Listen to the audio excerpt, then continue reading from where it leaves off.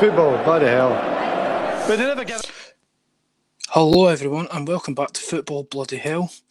We had a week off last week. Had some stuff I was dealing with when I was back at work, so thought we'd take a week off and we'd get back to you this week. And as always, I've got my co-host Carl. How we doing, mate? I'm good, thank you very much. Yourself, Andrew? Better now, a lot better now. Good, especially good, after good. getting the feeling like Death Monday after getting the I vaccine. know. So I didn't want to. I tried not to complain about it too much, but I was complaining like a woman. You have to complain, especially if you're going to get a vaccination that's just come out, and it's always going to have a bit of an issue because everyone's having different effects. So you're going to have to complain. But no, I just finally feel back to it. There is one good thing. I've slept like a baby the last couple of nights, so you're not the only one here since I've been off work. After just doing my course, I felt so much better. I think this is the life I want post computer share. So I want that life. So yeah, 100%. So I think regarding what's going on in football and that for the last couple of weeks, there's only one place to start, and it's at Ibrox. Rangers against Slavia Prague, and the incident with Glenn Kamara and the Slavia Prague player, which I've read so many accounts of it. I'm sick of it. I'm honest. I'm so sick of it. I don't know why it's even like. It sounds uneducated of me, right? But I don't understand why people are so stupid to do anything like that. Why is there a problem with someone's race? And I'm not going to repeat the words that was said, but everyone knows what was said. And for a club and a player to come out and say you're just some fucking guy. I've watched Glenn Kamara since he was at Dundee, and he doesn't react like that.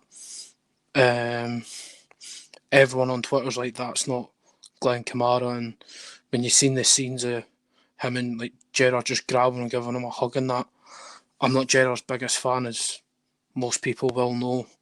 But I thought, you know what, you've done amazing there. Rangers as a club have done brilliant by them, you know. And if this said scrap was going to happen, I wouldn't have fancied the Slavia Prague players. You know what I mean? I would not have fancied their chances at Ibrox. Not with that lot. And not with the way they're like a band of brothers, those players.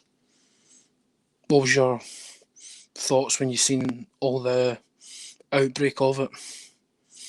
I was angry. I went over angry than I've ever been for a long time, Andrew. And I was really disgusted about that. And when I saw Glenn Kamara's reaction, I could sense that something was not right, the way he was coming out, the way he was reacting. And I knew what Steve J was going to say. That first 30 seconds of that interview, that public interview, I knew J was going to start in that. And I can't believe how Slavia Prague had the audacity to say, oh, it's Rangers causing the problems. It wasn't Rangers, it was you lot causing the problems. You lot started this. And you're blaming you're blaming Rangers for the bust up in the tunnel, in the dressing tunnel. Give me a break. Do you know why they bust up? Because your players racially abused Glenn Kamara, which he didn't need to do, because he could have just backed off. I know they were complaining about because they were going down. Like, who the fuck cares? You don't say nothing bad like a racist word like that to Glenn Kamara. And you're right. I've never seen Glenn Kamara react to everything like that before. When I watched him, never ever seen that, and I was very surprised. Really surprised, and I felt really sorry for him because it was disgusting what I saw. And do you know what? It's taken a few of the Rangers fans to realise, thinking, oh my God, we didn't think this was going to happen to one of our players. Why do you think we'll be taking a knee for quite a while? Yes, it has maybe been diluted a little bit, but why do you think the principle was it from the start? Yeah, 100%. And did you see Connor Goldson's interview the following day on Sky Sports? I thought he hit the nail on the head. I heard the quotes. He hit the nail on the head. I didn't watch it, but I read the quotes. hit the nail on the head 100% with that one, 100%. And I think UEFA have just got some issues. And this is the problem with UEFA I've not dealt with in Europe for the last 15, 20 years with the racism. I don't think they will. I don't think they will deal with this properly. I think they will just give Slavia Prague smack in the hand and maybe give him a game suspension and a game ban and a match suspension. But it doesn't matter. It's not that. It's not that. The point of it, you need to educate these players. This is the problem we're having now. And Slavia Prague are going to regret this because it's going to come out to haunt them when they play in the quarterfinals. So no matter what happens with them, they realise that there's going to be a target on their backs from majority of the fans here, not just in Scotland, but the rest of the UK and most of Europe as well. Yeah, because I think as a podcast, as football in general, we all stand with Glenn Kamara, and they've got Arsenal in the next round, haven't they? Yeah, they do. Where did Glenn Kamara start his career in British football? At Arsenal. Exactly. I think Arsenal will just say, fuck this, we're going to do it for Glenn because the way he got treated, we're not letting this team get all the way. No chance in hell. Yeah, I can see it being quite a... I don't know if there's anyone at Arsenal who was in the youths with Kamara, but they've always been good at, keeping in touch with their ex-players and all that. Yeah, they have been for a long time. I think there's that bonding, and that's why I think a lot of Arsenal players came out and said, "No, we stand with Glenn," and even the Finland national team is standing with Glenn as well. I saw them wearing T-shirts the last 24 hours, and it is amazing. It's amazing. Yeah, I think it was quite poignant in the Old Firm. Scott Brown's gesture, straight as he was on the field. Oh yeah, straight over and see Glenn Kamara. And I was sitting watching the game and I thought Celtic better not fucking take none of this shit. No, and they all stood together, and I think there's other teams in Scotland that didn't take the knee. Yeah. I think it's the right thing now. I think everyone needs to take a stand. Taking the knee was the right thing to do to start with, but now I think we need to take a stand properly with So, and I think like Wilfried Zaha, the first player we played to take a stand before the international break. I think he did the right thing, and the people were like, okay, we'll get started. And I think England are going to discuss that, with their game against San Marino, if they're going to do that on Friday night. So it'll be interesting to see what they do with that. But we felt like on Sunday that the Celtic and the Rangers teams had to take a stand on it. Absolutely, 100%. Yeah, they were brilliant. I thought Scott Brown showed exactly the character he is. Yeah. Especially all the talk going on around him, supposedly him leaving Celtic. He put everything to the side and he was like, no, I'm going to make sure that they know, and Glenn Kamara knows that I've got his back. And, it's not so long ago, there were Celtic players receiving racist abuse from the Rangers fans to Scotty Sinclair. Yeah, I know. But that's that proper leadership that he has, Scott Brown. He's always had that leadership, and he shows why I think at some point Aberdeen might need him as an assistant. Is that leadership he has, and that's why he did. And when I saw it, it touched me so much because it was a tough week when I saw that all the stuff was going on. I thought, no, I think we need this moment, and it helped me. It brightened my day. It really brightened my day. Sitting watching it, got on time and all that, because I was like, I want to see what happens. But it shouldn't be taking an issue like this to, something like this to happen, to bring UEFA into the modern time. I don't think they'll do anything. I genuinely don't think they'll do anything. The thing is, they're going to come out and say they can't prove what he said. It's going to be another Anton Ferdinand, John Terry situation, which wasn't. It's going to be. Because that wasn't held well by the FA, and then the FA ended up backing John Terry anyway. And then that huge controversy, and he had a cap, and he lose his captaincy and all that stuff. It was just, FA didn't play that well. Got given to Rio, and then Rio got stripped of it, and he never played for England again. I know. it just stinks if something like that's going to happen, and I can't imagine how you can feel that anything's ever going to be done. We discussed it on our podcast together, Carl. Yeah. The negative connotations that go along with, going for anything. I'm struggling to find the words because I find it really, really, it disturbs me when I see it. We're all, I think, us as a country and a nation need to move forward in times and not have the farce of racism, bigotry, sectarianism. It's all in one. It's what Carl said. She was like, it's all as one now, isn't it? And I sort of disagreed with her, and then I had to think about it, and I thought, nah, you're probably right. It is all in one. It should all just be stamped out the game completely. Yeah, absolutely. It should be, because this has been going on for too long, and this has been going for too long now.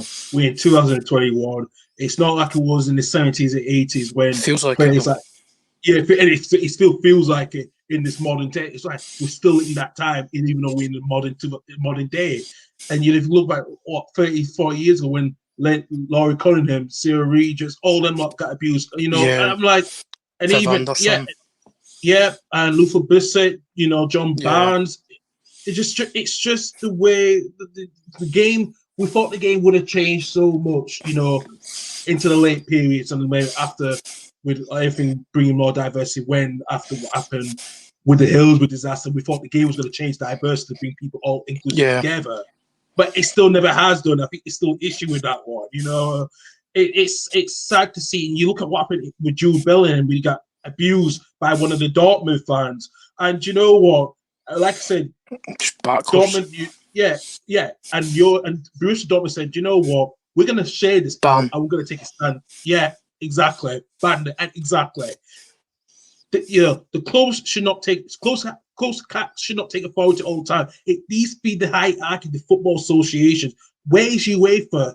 UEFA is not even round to deal with this, and this is the saddest thing we've seen it in this modern day. It's like UEFA don't care about it; they just care about the money. They just care about the revenues and all that stuff. That's what they care about now. Yeah, especially with they're expanding the European competitions. They're wanting a European Super League. They don't care about what's going on the pitch, and what's happening between players. I mean, there was some pretty, robust tackles going in. There's the Kemar Roof incident, which I don't think he meant. No, I do as well. No. Watching him for the years I've watched him, at Leeds, and where was he before Leeds? Was it Oldham? It was at Oxford. That's what it was. Oxford. Yeah. He's not that type of player, and you can see his eyes are on the ball. Yeah, it's high feet, but he's not meant that. It's not like it's about Manny with Ederson. I was going to say that the Nani situation. Nani with Real Madrid, that was a dive by Arbeloa, which we'll not even get onto that. That would have been, for me, that would have been Fergie's third Champions League that year, but it's just it's ridiculous. The whole game was ridiculous. I mean, even I've seen Rangers fans tweeting out saying, never mind us being reinstated, they should be chucked out the competition. Fuck getting us back in. Just give Arsenal a bye into the next round. See, I probably would have supported that to quite a little. I'd support that as well. Yeah, because this is what the problem UEFA don't have. The doctor makes it say, if you racially abuse someone, we'll kick you out the competition, no matter what. The circus, and I'm surprised UEFA don't have that. And, I think UEFA needs to make, and I don't think they will, but someone there has to make a stand against UEFA. Say, look, you need to change your process. If a team abuses a player, I don't care about the player gets suspended, but ban the team ban the club. not get. But ban the club. Carl, if I do this, it's not going to happen, right? But if I racially abuse you in the street, right, I'm probably going to lose my job, right? I would lose my job. Tell you for a fact, Lothian Buses would sack me on the spot, right? because it's equality and diversity right across the board. Mm-hmm. I'd have a criminal record, and not one company would touch me ever again. Yeah. And, you know, I've got family members who have been racially abused back in the day. Mm-hmm. So it's it's a topic that's quite close to my heart. Don't get me wrong, I think I wasn't educated when I was a lot younger. Yeah. I came out with some daft things. I was chucked out of Hampden for singing the Rudy Scatchell song when I was 13, 14. But when I was educated, I was like, oh, right, that's...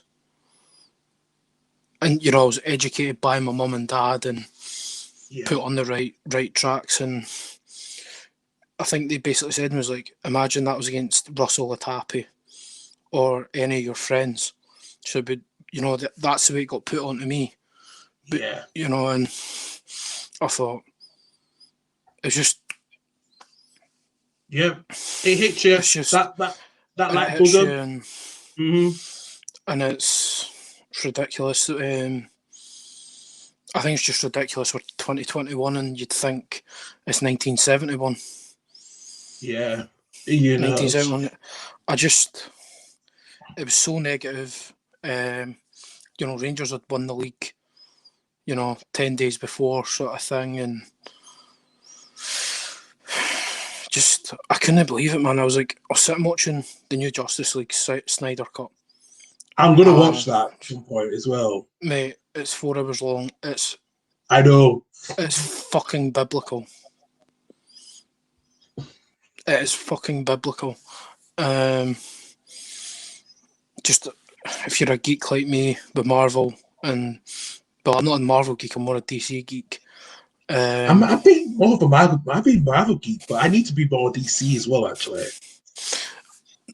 I'm not a hater of, you know, Marvel, but I think DC's got a lot more darker topics and darker characters. It does. Very much, yeah. Yeah, but, and I remember, it popped up on my phone. What happened? I'm just like, I sort of paused the film and, you know, scrolling through Twitter, and I was just like, you're fucking kidding me. Especially after everything we've done this year.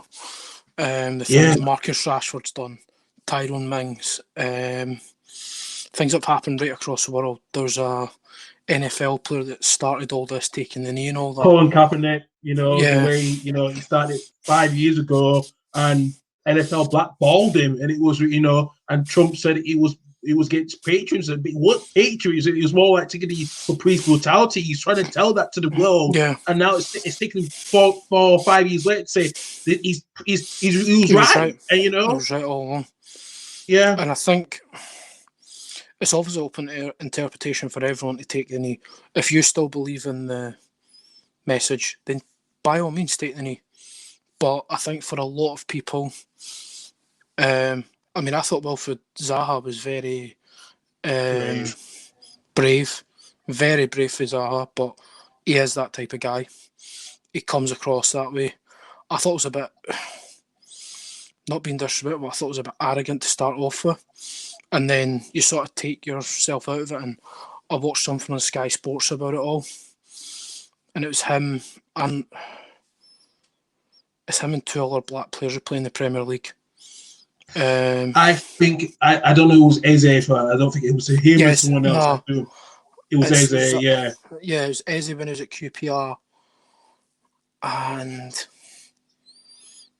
I can't remember. There was someone from Derby as well, and I think there was someone from Derby as well about that as well. Yeah, so, and you got the Mika Richards documentary on it. His family growing up in Leeds. I can't remember. I can't remember the estate's name. There's he say I know kind of group who either be near Chapel Town that part because Chapel Town is predominantly black, and that's where the Leeds West End Carnival's held.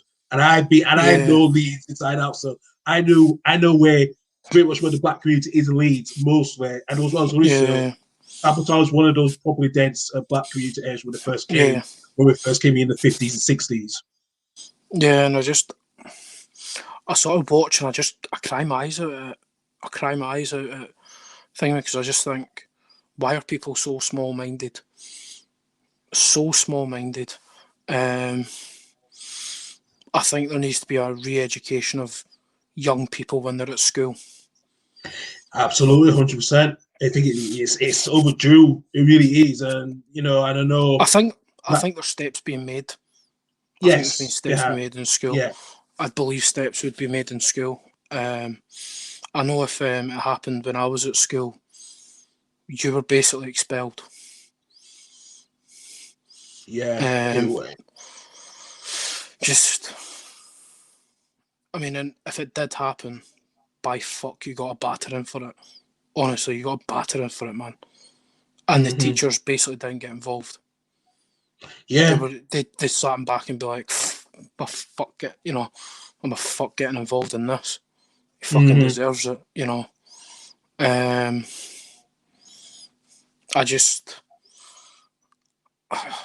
I'll never condone any of that abuse. I can't. Yeah. I can't. Going into the work I want to do as well. Yeah, exactly. Working in social work, I can't. I've got to fight for these people, and I think that's part of all of our roles now. We've got to show these young kids that it's not right, and it's not. Yeah. It just can't be done. I know this is a football podcast, and we've went down a different route, but this all needs to be looked at. It does. And if you don't like what we're saying, just fuck off. Yeah. Honestly. Thank you. Yeah. Fuck off. Right? Even if you do or don't agree, right, you can skip to the next part. But if there's going to be any abuse on the topics in which when we talk about this, because it's going to happen again. And we're going to keep bringing it up, right? And we're going to keep reiterating the message, right? It's not okay. It's not okay to do this, and it never will be. Yeah. And if anyone does end up in the comment section of that being racist, you will be reported. I will take the time out to file a police report. Fucking please me doing it. I'm more than happy to do it. I've seen loads of people do it on Twitter and all that. It's not a problem with me doing it because these people can be tracked down online. Yeah. Oh yeah. On another note, on this racism problem, social media platforms do not do enough. No, it hasn't done enough in football. No, just totally in general. In general as well, yeah. Jesse Lingard. Fred has been taking it constantly. After the game against Leicester. Yeah, I saw it. You would have seen my post on Twitter. I mean, you were spot on with that. I know I went daft in the chat and I thought, have I worded that wrong? Yeah. In our group chat, and I actually had to say to you, listen, this isn't meant as a I know. disrespect. Yeah. Right. But I just, you know what I mean? I was angry. And you can see it on all the players' faces when it happens. They're just like, what? Yeah. And it's just, it'll never be okay with me. Never. I don't care. It's not banter. It's racism. Yeah. We're in 2021. It's not the 70s or 80s anymore. No. It needs to be eradicated from life. Unfortunately, there is always going to be delinquents out there, and just let me just say this: these delinquents, they have no life.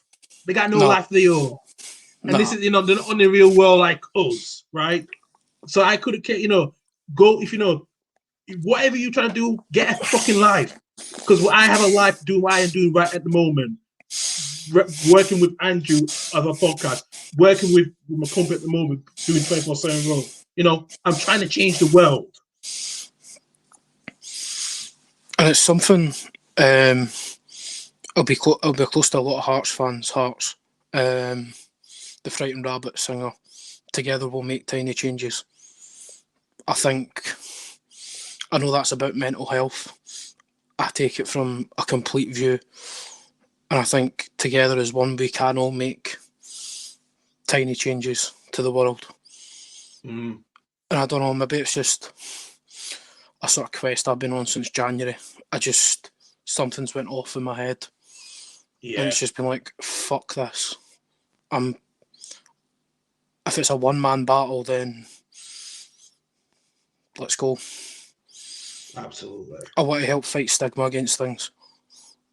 Whether that be race, your gender, being fat or skinny, you know, anything, you know, body dysmorphia, anything. Yeah. If it's going to be a one-man crusade, then I'm fucking leading it. I'll be right behind you with that one, 100%. And I have been guilty of calling Luke Shaw fat boy. I have been. Right? That all stops. It was a bit of banter because he put a bit of beef on. And, you know, I had a bit of an issue how he was as a player. He'd been Man United's best player this season. Yeah, he has, 100%, yeah. So that I've got I just see things that I question myself on things. Yeah. Even when Man United lost it on Sunday, my dad was like, negativity. And I just turned around and went, Dad, there is only positive vibes here, so please. As a joke, but it's, you know, I know how hard it is battling things myself, and if I can help one person, then I've done my job. You know what I mean? This is meant to be football, but I think everything that's going on, I think it's all morphing into one now. Yeah. The racism problem, the mental health problem, and all that. You know, we're now a year since, you know, we shut down the country, we shut down the world, and I think everybody's changed massively. Yeah. I think I sort of appreciate life a bit more now. I appreciate having good friends. I'm still a bit iffy on family, but oh well. But yeah, there's not going to be, you know, I'm not going to say I'm not going to be negative, but I'm going to try and be a lot more positive about life, because it's time to get out the other side of this. And I think we are coming out of the other side of all this. Might be a slow burner, but we'll get out of it. We will do. It's true. It's 100% true. Spot on what you said there. It is. I think it has changed massively since we've been in this lockdown. People realizing a lot of stuff reality, because I don't think we were living that reality until what happened a year ago. And I think that's what the huge change has been. You know, and I think it got people to wake up on what was going on in this world. It took a lot of people to wake up and realize, thinking, what the hell's happened? We've been in our own little world bubble, and now we're seeing the bigger scale. And it's true. I mean, I just remember everything coming out. I just remember everything coming out a year ago and going into work and thinking, what the fuck is going on? Yeah. And the minute silence yesterday was eerie. I found it very eerie in work. There's obviously been tons of people in work who have been affected by it, either personally or family wise, and I just sort of looked at it going, ow. You know what I mean? I just like, ouch. Yeah. It is true in a way. It was eerie yesterday. It really was eerie when I was like, wow, okay, yeah, this is big. Because it didn't feel like a year. It doesn't feel like a year. It didn't. It really didn't. No, I mean, when you think about it, just over a year ago, we were all out in pubs and clubs and dancing about in each other's arms and all I remember that. the last weekend we had me and Helen before all was closed down. We were just down having a nice drink and getting out for dinner. And that was the last time we did that. And I was like, whoa, Yeah. you know. I remember just before sort of everything got shut down, Carl had already been sent home for work by computer and that, and she sent me a photo. We'd went down to Largs or something for the weekend. Just drove down from Gourock, and I think we got ice cream or something, just walked along the promenade and that, and she got a photo of me. She started work at like 8, she does like 8:05, and I woke up and like obviously went for a shower and all that, and there's a picture of me with like my hoodie on, hood up, crashed out like 1 year ago. 1 year ago, just sleeping. And I was like, how the fuck is that a year ago? That feels like 2 weeks ago. I know, yeah. Totally just... Exactly. It's just... I couldn't believe it was a year ago, and I'm just like, okay. Yeah, I know. But let's get moving on into more football stuff. Yes. Because we've went for just half an hour just ranting. We did the first 15 minutes talking about enemy just for the last 15 minutes. So yeah. So I think one of the big things now, right, we were talking about with Andrew Walker on the last podcast, Newcastle and who's going down, and they've since lost. Yeah. They've not really picked up since then. And Steve Bruce, how's he still on a job? 2 wins in 20. They don't look like scoring. I watched them against Brighton, and it was depressing. They just look devoid of ideas. Fulham, even though they got beat by Leeds, and they got beat off City, which Leeds, I thought Leeds would be in a bit of sort of end of season or whatever. No, listen, no, we took that advantage because we needed to win that game in London. I think that was our last saloon to win that game in London, and we got the But Fulham gave credit to Fulham. They gave us a good game. They gave us a hell of a game, you know. But coming on to Newcastle, this has been so deflated for such a long time. When we spoke with Andrew 2 weeks ago about this on the last podcast, I did say Newcastle will stay up, but seeing that recently against Brighton, I just don't see them staying up now. I just think they lost it. No. And I'm surprised Ashley's back. I'm not surprised Matt Ashley's backed Steve Bruce. But the reason why he's backed it because he's like, well, I got nowhere else to turn because I can't sell the club. You know, I back the manager if he comes down with us. And that is the problem that Newcastle have at the moment. I seen a video off the kickoff. And it's sort of like, are Newcastle trying to get relegated so they can sell the club because Mike Ashley won't have so many eyes looking at a takeover? And it's sort of a 20-minute video, and you sort of watch Brian, and I thought, Mike Ashley's a sick bastard. He's a sick bastard with all that, and you know, I think you do something like that. I know it's sickening because for a city like Newcastle, because my uncle lives in Newcastle with his wife, and his kids, and I know one of my cousins is in the junior team, and I feel like Newcastle. Oh, really? Point, yeah, he is. Yeah, and I will send you the name of the team and stuff later on. But I know that he's one of the clubs that he's playing for have links with Newcastle, and this is a huge word for. This is a huge word for Newcastle at the moment, and this is what it's what I'm worried about. It's the future of Newcastle is really dependent on that club of doing success. When the club do success, the city is deflated, and I know that because I've I felt it. Yeah. I've been there so many times, and with Steve Bruce with 220, I'm surprised that he's not being sacked now. I thought he could be sacked a few weeks ago because this could have not got any worse than it is. And the player, like I said, the players are not up for it.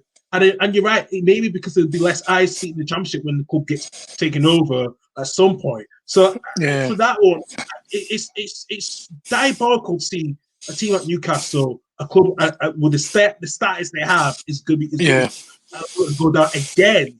The last 10, 15 years, they've been down twice, and this is what be the third time in 11 years. Are you kidding me? I just don't. They're a huge club. Where's the ambitions what Mike actually had? Where's the ambitions that he had at the start when he first came to club? That has just gone completely. All he's doing is selling about his sports direct advertising on stadiums and shirts, all that stuff. It's not right for Newcastle. It really isn't. Yeah, I know. It's just, I've spoken about it a couple of times when I went down for the game, and they were protesting against Ashley, and they won the game, and you're sort of walking down the stairs, and you can feel the buzz, like, we've got our win. Yeah. That 1-0 against Watford, and Watford should have hammered them that day. Still remember Delafeu missing an open goal. I know. Andre Gray missed, Deeney missed, and I thought 1-0 Newcastle. 1-0 Newcastle, and Jose Perez, gets up from it would have been Shelby's ball. Yeah. He's the only one who could ping a ball like that. But just he's a rotten cockney bastard, him.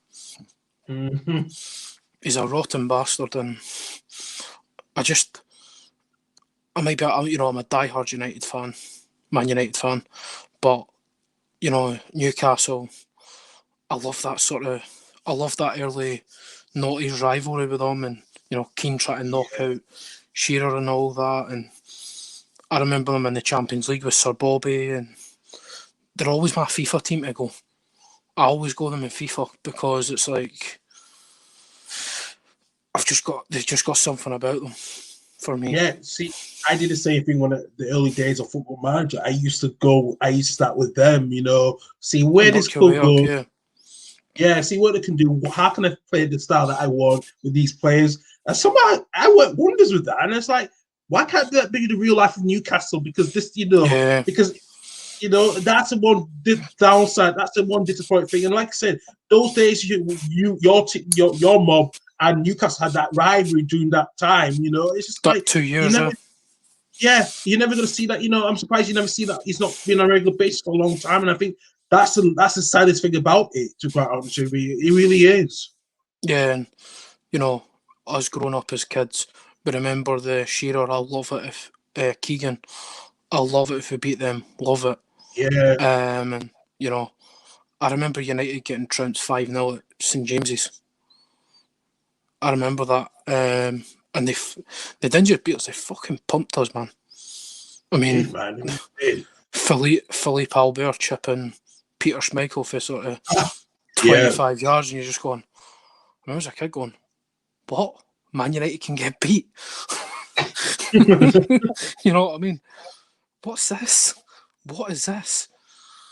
We're getting beat 5-0 by. It's just I think they're sort of like a cult team. I think everyone sort of loves Newcastle. And I fucking hate these pundits like fucking Paul Merson saying, "Oh, Newcastle fans think they should be top 6. Do they? Fuck. They just want some stability in the league. That's what, the stability in the whole club. Exactly. The whole club. How can you replace Rafael Benitez, one of this generation's great managers, really? Before he'd done at Valencia, and he'd done a really good job at Liverpool. Towards the end he looked a bit like he'd lost it. Done a good job at Chelsea. I know it didn't work out from Inter or Real, but he was following Mourinho both times, I think. Yeah, for that, of course. So you never want to follow Jose Mourinho, especially when he's been that successful at those two clubs. Rafa's a great one. Yeah. And see when you I fucking talk, but that's why I've started a fucking podcast. Fucking talking to Newcastle fans, be like, oh, watching Giraffe, and he was like, he's a fucking second coming of God. And I'm like, but the football's shit. And they're like, yeah, but he gets it. He gets it here. And I'm like, and I was like, yeah, I get it. Yeah, the thing is, right? He doesn't look. He gets what the say is. It's just like Bielsa. Bielsa's had to take that. So he understood what Leeds is. He understood what Bilbao was when he was at Athletic Bilbao. He understood every single thing. Realizing thinking the city's more important, and that's what Newcastle fans are missing at the moment because it's that. The person who gets it, and the thing is, right, he comes across as this fucking, tries to say he's this fucking Geordie. He managed the fucking Mackhams. Fuck off. I know. It's like somebody managing Celtic and Rangers. Exactly. Yeah. Managing Hibs and Hearts, managing fucking both Dundee lots, and fuck off. Yeah. I don't think Steve Bruce is a bad manager. I think that thing he had about 5-10 years ago, he's not got anymore. No, he doesn't have it. He used to be so good in the transfer business as well, too, and I think he's lost that as well. And I think he's lost the tactics that he was good at. He's lost all. Yeah.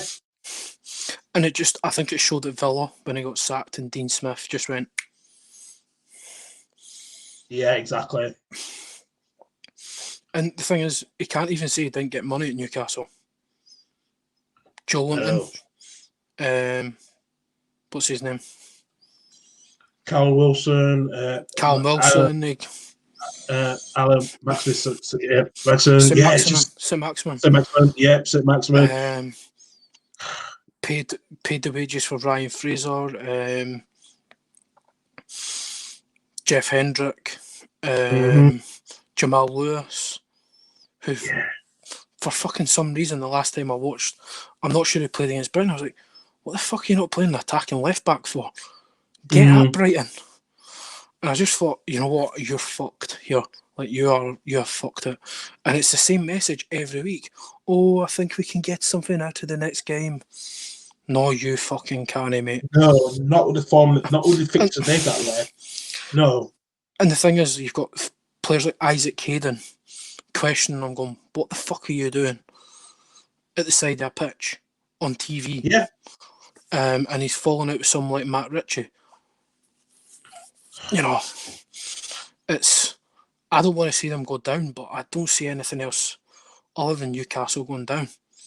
No, I think I'm starting to come along towards it now after that. I'm just like, you know what? I can see why Fulham really want to stay up, and I can see how they've been playing lately. Yesterday, the last 2 games, that was 2 defeats. But the last few weeks they were just on that. They've played brilliant, though.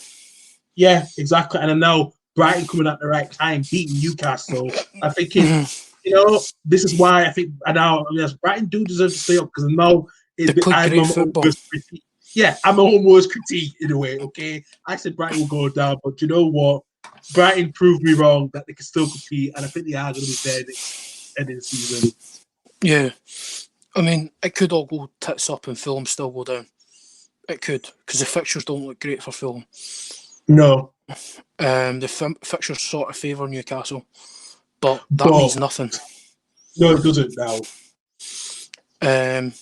But their form, I mean, see during that sort of 20 game, the 2-win and 20, they got that win against Everton. You thought, oh, they're still, they've still got that cushion, but 2 points is fuck all now. 2 points when you're chasing someone down is nothing. No, it's nothing. And it's worse when you're defending it. Yeah. And, you know what I mean? It's the whole psychology of it is there's a total change. 2 points is nothing when you're up, when it's Man City, Man United, or Liverpool City. But see, when you're chasing it, when you're down there, every point's a prisoner. It is. It fucking is. I mean, I'm glad my prediction for Leeds sitting mid-tables came around pretty good. We're only 1 point away. We're only 1 point away to get that 40-point mark. So that secures our stay for the season. Like I said, with Newcastle, right? And for this, I don't know what the clubs are going. And like I said, I think since the bust up with Matt Ritchie had, even though there was affected, but this is now it's gone down to a whole new low that I never seen I before. agree. I completely agree. I just think the club's in complete disarray. I think it all started with in the summer when the takeover didn't happen. Yeah, it did, and I remember Andrew talking about it, and he was very disappointed the way it happened. Yeah, I think since then, I think they have been low, but after that bust with the training line bust just last few weeks ago, that's now like it just says about Newcastle this year. You know, when the takeovers are effective, they're going to struggle a little bit, but because of that bust up, it's just now that after they're going down because of that, one of those few reasons why. Yeah, like see before the bus stop, I did see what Bruce was saying. I can see some of the performances of some of the players. You know, if he had the attacking nous to see if Joe Litton could fucking score. Yeah, I know. But he's like fucking Firmino. Well, wait. No, that's harsh on Firmino. He's a bit like you can score. So let's get this out of the way. No, but you know what I'm saying? Firmino's fucking goal shy. Yeah. You know what Joe Litton's like? He's like that kid in a club, that guy in a club that can't pull a girl. Yeah. He'll go up and talk to a girl and she'll just be like, fucking whatever, mate. That's what Joe Litton's like, try to score a goal. I mean, his one goal he scored is a peach against Tottenham. Mm-hmm. Last season, it was an absolute peach. Oh, yeah. But they've just bought wrong as well. I mean, what did they buy him from? Was it Hoffenheim? Hoffenheim for £40 million. Yeah, because was it Hoffenheim lost? They lost all their key strikers that year. They did, and they got Kramaric from Leicester, who actually Kramaric, who's been very good since he left Leicester, being there. And I think Joe Linton was playing off him. I think Joe Linton didn't score much at Hoffenheim, but he was providing one or two goals. It was like 13 goals in 60 odd games, I think it was. Yeah, it was. It was roughly that. You know, I just think Newcastle are fucked. They're seriously fucked. And if they go down, are they going to come back up? For me, I don't think they probably will the first time. I think that's going to be difficult for them. I think because so many teams in the Championship are going to be vying for next season. You know, I think look what Barnsley's been doing. Barnsley, before they lost to the Sheffield Wednesday, they've been tremendous. And you're thinking, can you see Barnsley really, steering that top? Giving another push. Another push next year. It will be surprising. There's going to be teams that in that area who don't get promoted by the end of the season. Maybe both of them, and both are going to will give it another go. So I think Newcastle will have a lot in their hands this time compared to the last two campaigns they've had in the Championship. We could see all fucking North East clubs in the Championship next season. I know. You see Sunderland, Middlesbrough, and Newcastle.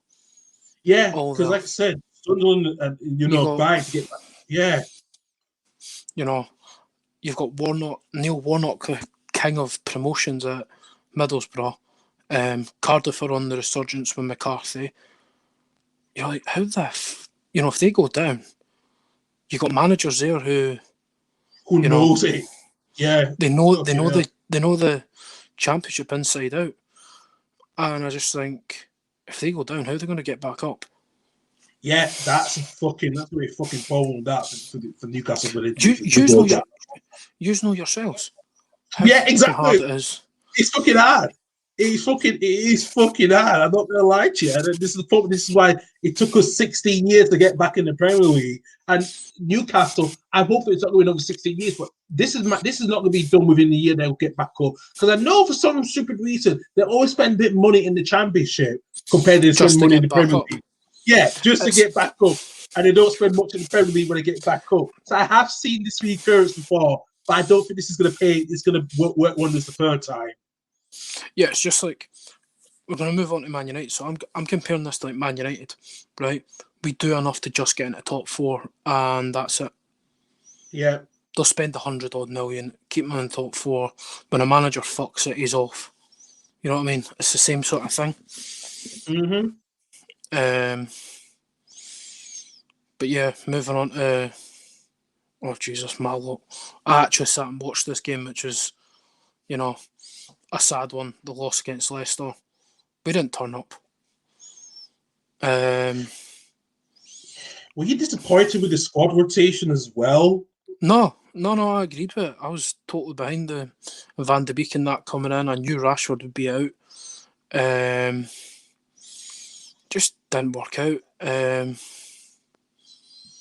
Just think, I don't know what to say about it. I mean, Maracino's, see, I sort of missed the first half because I was out, but I was keeping tabs on it, and I thought 1-1 at half time. Like, that's all right, I'll take that. And I come in, I said to my dad, I was like, how is it? And he went, it's fucking shit. And I went, well, that's us in the first half in most games this season. Got upstairs and stuck the second half on, and Tielemans gets a free run off Matic, who, Jesus Christ, man. See, since he signed that new deal, he's aged about 10 years in his legs. Which is kind of disappointing. And, you know, I seen the mistake from Fred. I don't actually blame Fred. I don't totally blame Fred for it. I blame Maguire. That should have went out to a fullback. He should have done, because when I saw that pass, I thought, I was like, what is Maguire doing? Why did Maguire not just take him pass it? Because he said man on. I was really surprised by that. I was really like, bloody hell. Maguire could have had another option to pass to one of his wings. I was really surprised. Yeah. Yeah. It just reminds me of Wolves in the FA Cup. I think it was 2 years ago. It was. Yeah, it was 2 years ago. Yeah. And it was the same thing. Pressure Fred on the ball.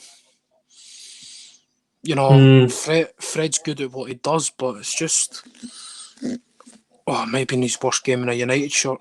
And I felt sorry for him because he's got a lot of love for United fans. He's got a lot of love from us. But fucking hell, he's fucking frustrating to watch. And I'm a big I'm a big McTominay and Fred fan in big games, you know, against City and all that, because it always works out great. But it does. Yeah, but doesn't work in certain games. It works in big games, because that has always been a good type of those two players playing together. Yeah, but it's just a horror show. I mean, don't get me wrong, Greenwood's goals lovely to equalise. And obviously, Kelechi and Nacho, what a performance for the young man. He's unplayable at the moment. He is unplayable. And unplayable. You know what? Fair play to him, because he was rated by Pep, and I think Pep wanted him to stay a few years ago at City. And I think rumours that City do have a buyback clause, but I don't think they're going to use it. I think it's £50 million.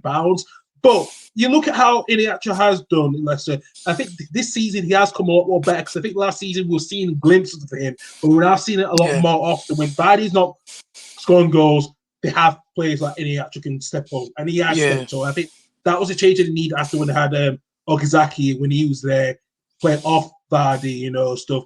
But now we have seen that it has worked. I think Rodgers has found his, the tactics, the right spot for him where he can play. Yeah, no, I agree.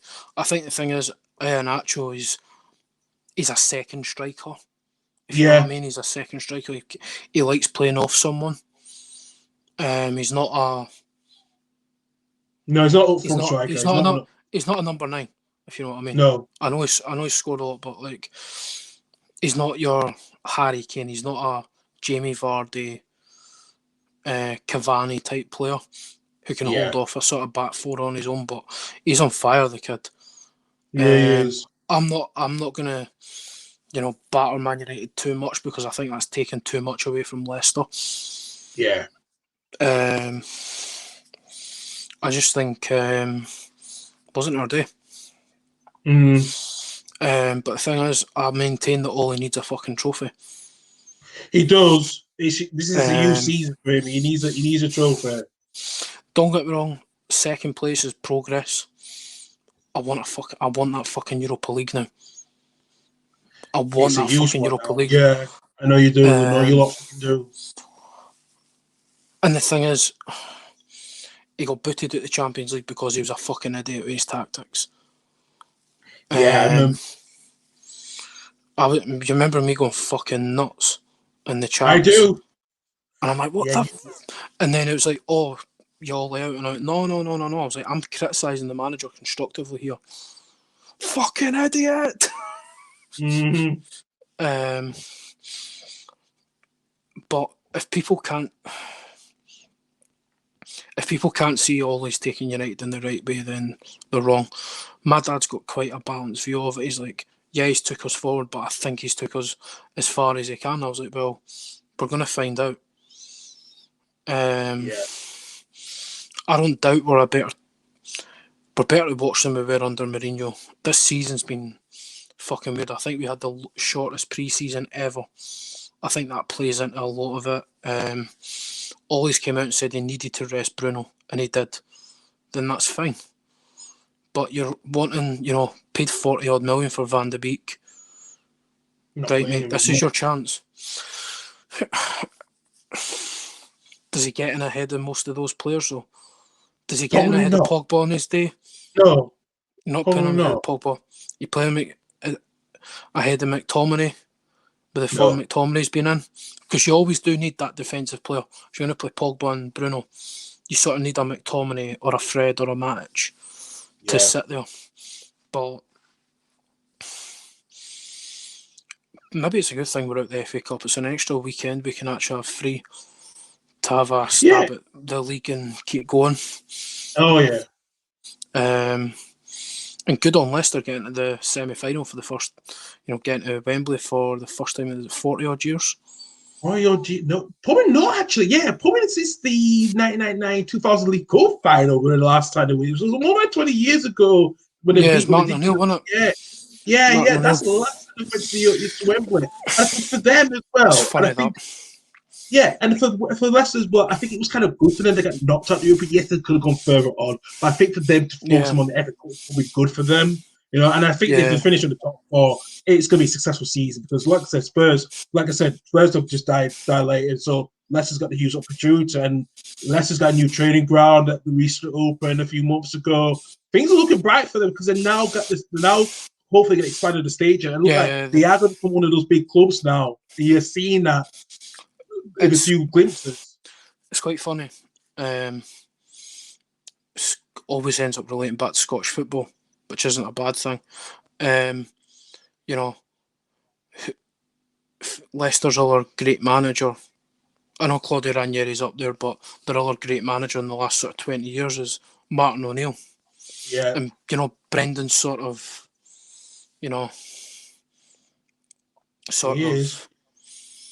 there's a connotation with Martin O'Neill like there was at Celtic. I can see that as well. I think you're right. You're saying that. I can see that as well. And I think that is me starting. It's like with one of my colleagues from work, he fucking despises Brendan Rodgers after he left. Yeah, he's a snake bastard, isn't he? Yeah. But you can see why. I think he knew those signs that Celtic might not be the team as he was when he was there. And I think he could see it slowly. And I thought, I think he's seen the writing on the wall, didn't he? He did. He saw it. And I think he was not going to buy the players that he wanted to get. I think since he's gone to Leicester, I think he's when they bought players like Tielemans permanently after he got him on loan. So it's wonders that the players that want to play for him and they are being rated quite well, So if you start Celtic, I think he would have issues getting the motivation of the players that Celtic has right at the moment. Yeah, I think he should have stayed till the end of the season. I still believe that. I thought that was pretty shitty of him doing what he done. Because I do remember Alex McLeish left Hibs to go to Rangers. Yeah. And I fucking hated McLeish for it. Fucking hated him for it. So I sort of do see that point of view with him, but I also see the bigger view of if he goes in at Leicester early, he can get his philosophy in place. I mean, when you've got players like Ndidi, Tielemans, Maddison, Harvey Barnes, even the signings he's made as well. Yeah. Justin James, Sayuncu. Yeah. Timothy Castagne. These are the things. He's been class. Yeah, he's been class. And this is why I'm thinking Brendan realised I don't think it was his last shot to get redemption back in the Premier League, but I think this was one of his few chances he had left, and I think he needed to do it now with another club. And I feel like with what he did at Liverpool when it got to that point, I think he needed a bit that redemption type, like he needed that. Yeah, I mean, I've always liked him as a manager. I'm going to be honest. I liked him at Swansea, and I think if I'm going to get clipped up here, right, for this, right, but if Brendan Rodgers hadn't had the Liverpool job and hadn't had all the things with Liverpool, I think United fans would have a look at him and think he's a cracking manager. He's a cracking coach. And supposedly they're going to sign Odsonne Edouard from Celtic for sort of 15 million. It's going to be a bargain with that one as well. Mate, I said 2 years ago when Moussa Dembele left Celtic, Edouard would go for double, because I think Edouard's just absolute caviar on the ball. I really rate him highly on the ball and that, and I think he's just got stale for him up here. And he has. I think it has got stale for him. I mean, his performance on Sunday was pretty good, I thought. It was. Some of the touches and all that, and he looked like the Eddie of old, as they say. Yeah. But to finish up, don't give me that look. I know we're going to briefly touch on it because I know we're briefly touching it. I know. Look, you have to do it. Just do it. Yeah, exactly. You have to. Yeah, it was always going to come up, man. I mean, Hibs played them this year in the League Cup group stages, and they're a good team. They're a good outfit, man. They're a really good outfit. They took the lead at Easter Road, and I was like, "Fuck, are we going to be one of these fucking teams?"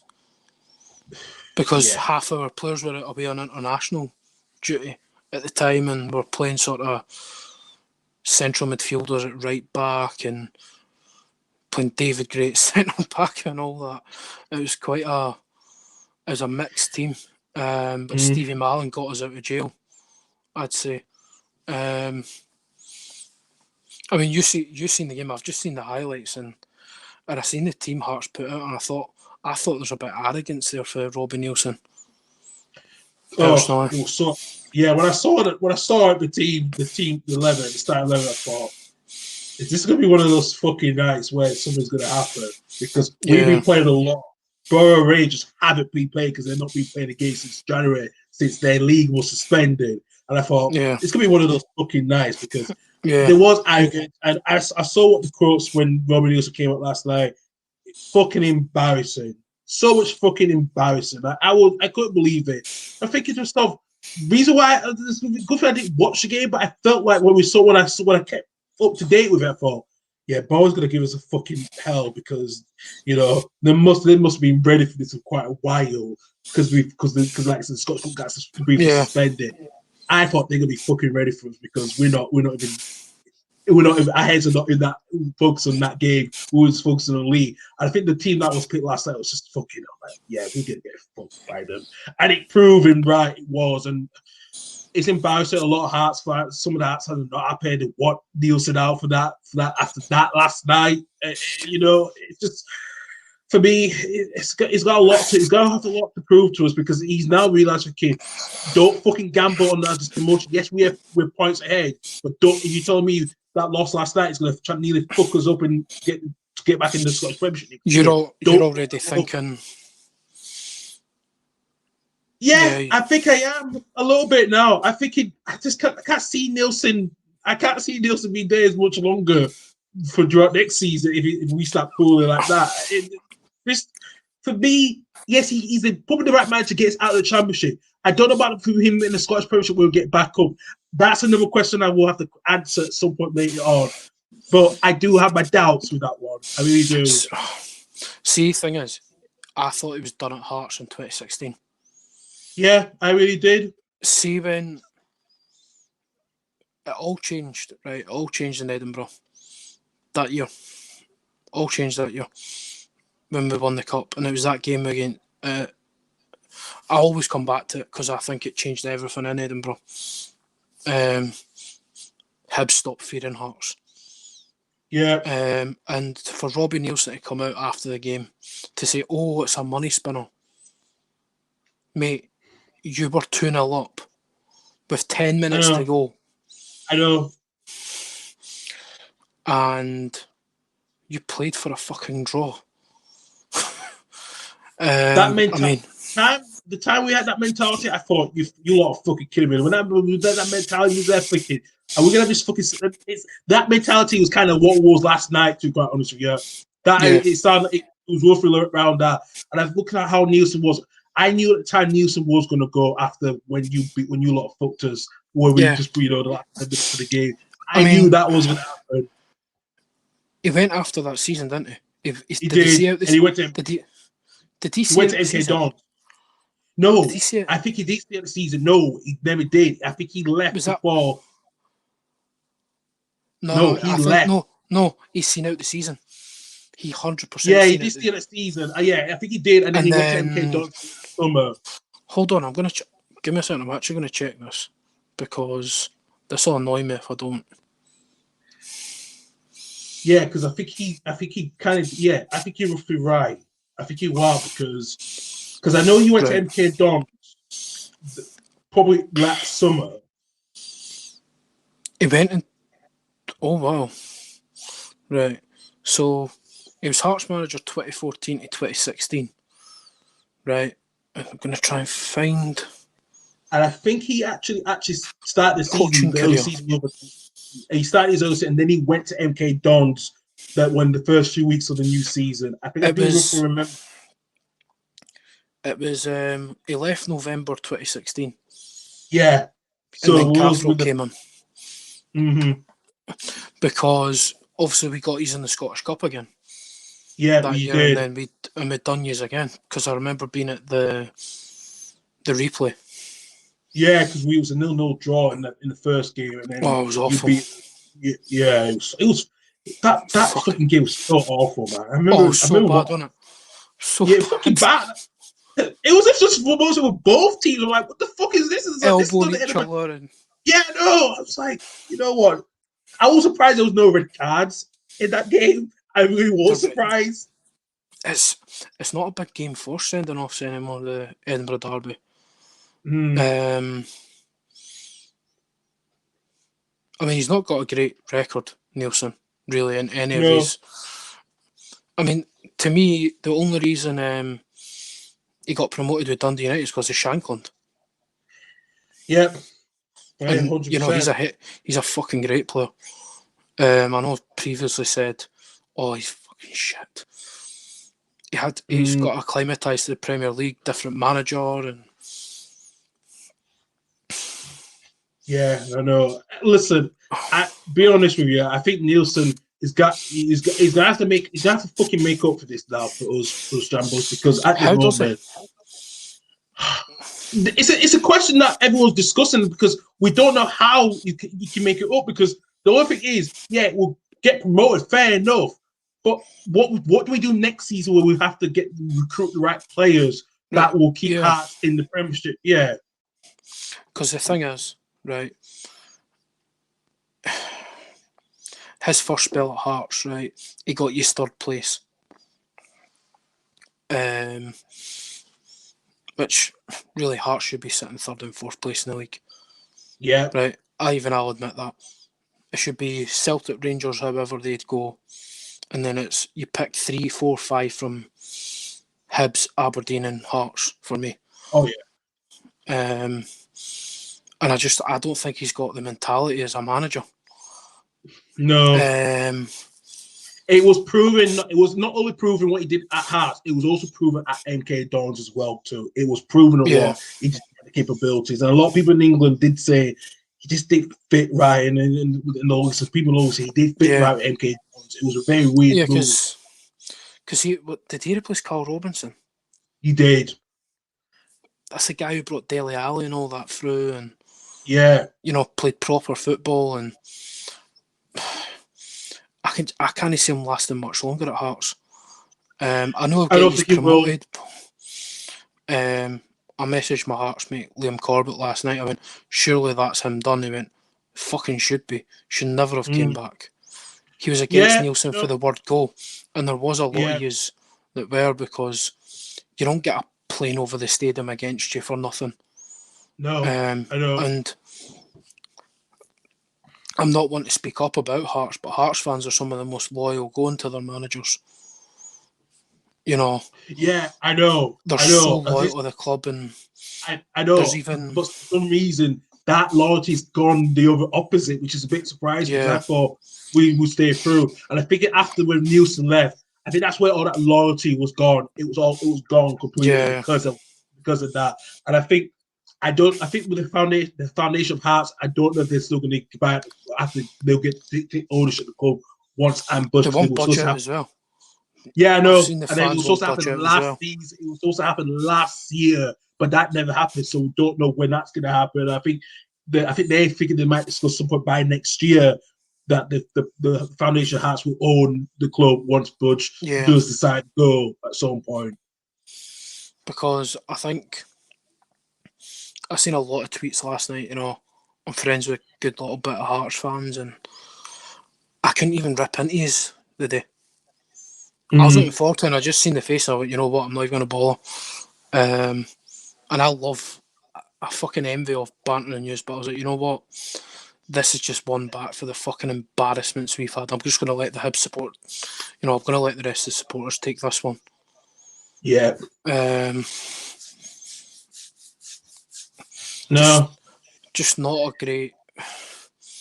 He's not got a good record in the Scottish Cup. He's No, went he out to doesn't. Hibs. He's went out to Hibs twice. Yeah. Went out with Dundee United, which in a thrilling game, to be fair, at Easter Road, and obviously with the Hearts result. Yeah. Just it's just been a bit of madness. I mean, to me, if I was Nielsen, I would have put out at least 8 out of 11 out of my strongest squad. Maybe rested, rest Craig Gordon. Maybe Yeah. rest Andy Halliday. And I've seen Andy Irvine once out. Yeah, he does. He wants out as well. There's one or two Hearts players wants out, and Andy is one of them. I think there's been issues. I don't know what's. There's been some issues with him and Nielsen. It's going to be interesting, but he wants to go, and I won't be surprised. I don't blame it. But if Nielsen goes, I think everyone will stay. To quite honestly, Yeah.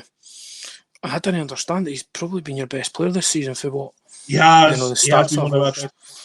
Yeah, he's been one of our best players this season, and I don't think he's getting enough credit from the management team to quite honestly, which is fucking disappointing because I don't know what he's a good player. If like I say, Nielsen's still there next season, I think it will go, and that's gonna be fucking who's gonna be our talisman. That's gonna be the question now. Because Jamie Walker's went hiding. He goes hiding in big games. And I've met Jamie a couple of times. I love the lad, but it seems to be the big games he just shits himself. Yeah, no, he went to the same school as my partner. This is which I found out. Went to Tynecastle. Yeah, I thought yeah, because him and Cummins and all that are mates. Mates, yeah, because I know that. Yeah, but Walker's been hiding in some big games, which has been very disappointing because I know when he came back from Wigan, we thought, can he redeem himself? Because I know second coming, eh? Yeah, exactly. And I think some fans have been disappointed, and I think I'm in the middle of that as well, thinking he's had one or two good games, but overall he's not been that 100%. Where he was the first time, and I think that's been a huge worry for us. He's had injury problems, hasn't he? He's got a pretty bad leg break, didn't he? Yeah, he did. I don't think he's recovered from that properly. I think he's still having a little bit of a niggle. I think from since after that injury he had when he had that leg break, and I think it's affected his play a little bit as well too. Yeah, because he's not blessed with pace, but I think he's technically a good player, and I think the problems at Hearts are bigger than when you got relegated. Stendhal left. He didn't even know he was leaving, which was a shit stain on it. It was a shit stain because I know he was trying to go, but it was hard for him. It was tough for him to come in that situation. I I mean, his last game was fucking Hibs 3-1 at Easter Road. Yeah. Which is...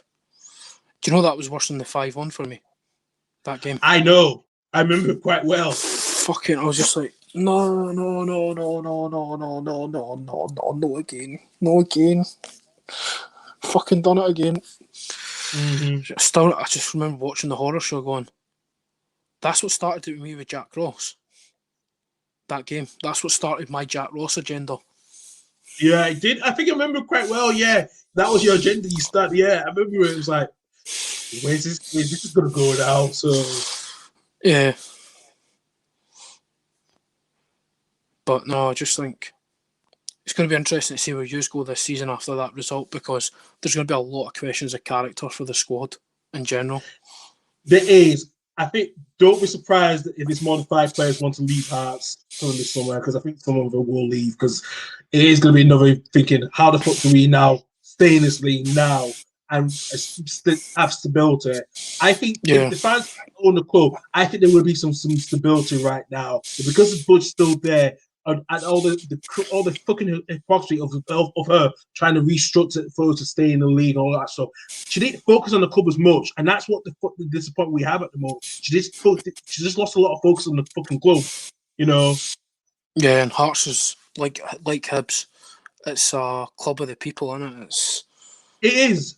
It should be. It should be the fans at the forefront of the clubs, because we're community clubs. We're community clubs. Also, your chief executive Liam Dempster.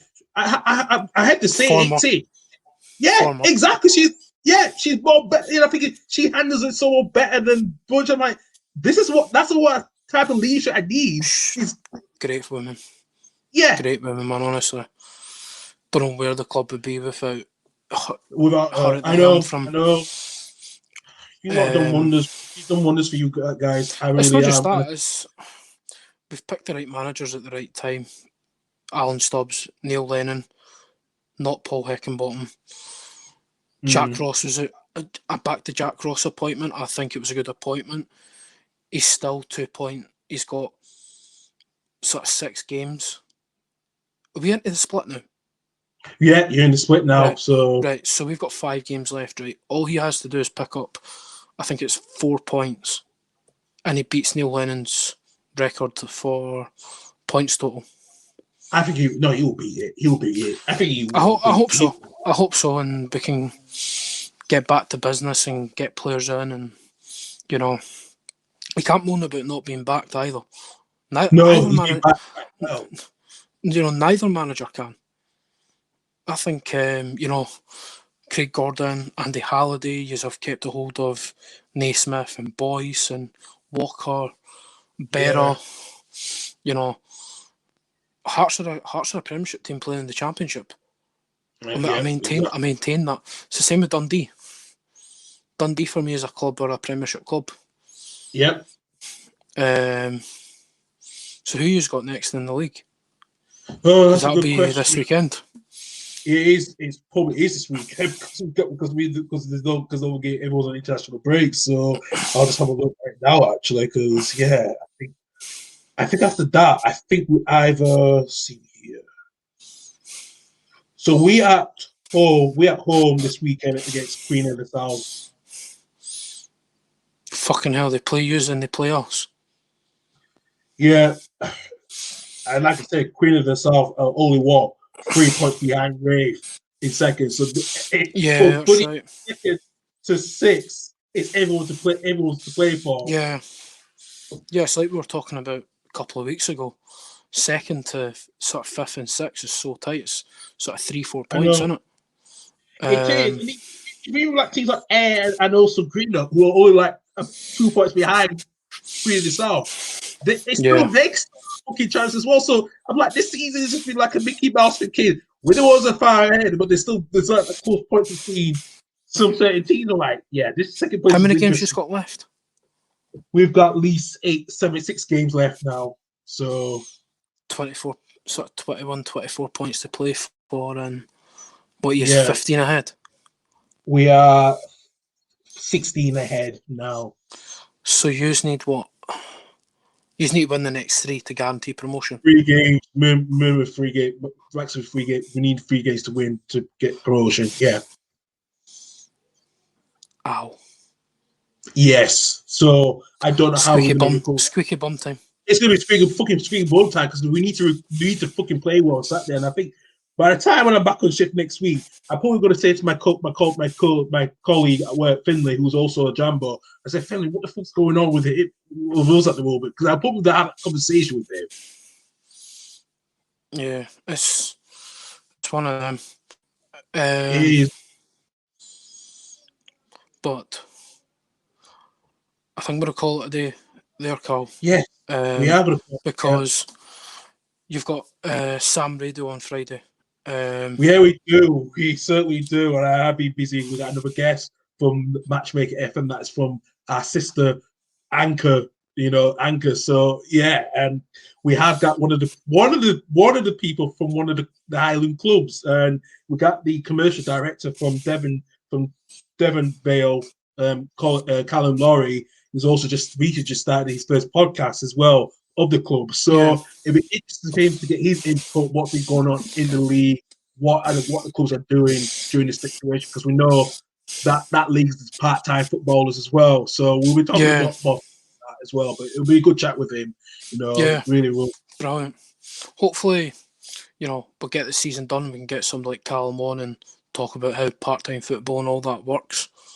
Yes, we sure will. And go down that route, because I'd love to delve into all that. I'm quite fascinated how, part-time football works for clubs and how